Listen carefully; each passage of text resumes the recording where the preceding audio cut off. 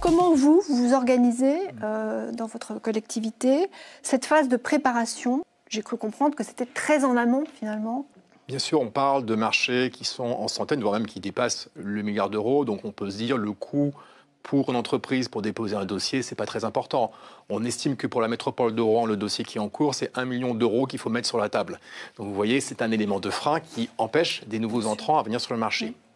Donc déjà, il y a la possibilité de mettre en place une indemnisation qui, évidemment, ne couvre pas l'ensemble du coût, mais qui est un signal de dire si on est prêt à mettre de l'argent pour aider les entreprises à répondre, c'est qu'on veut une vraie concurrence.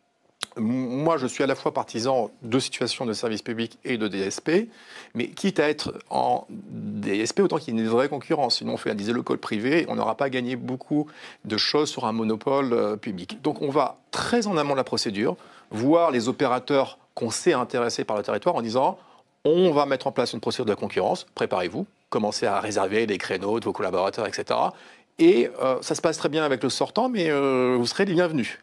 Ensuite, toujours avant la procédure, on n'a toujours pas voté la délibération qui dit qu'on fait une délégation de service public. On l'a fait sur les transports, on l'a fait aussi sur l'énergie.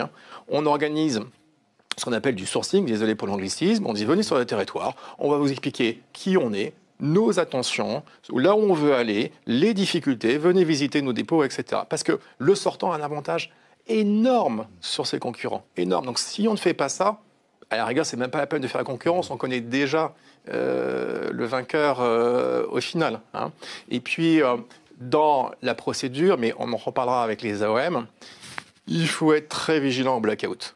Extrêmement vigilant au blackout. S'assurer que ni les AMO, ni les gens des services, ni les élus, à commencer par eux, ne parlent. Parce que si vous commencez à parler, vous faussez la concurrence.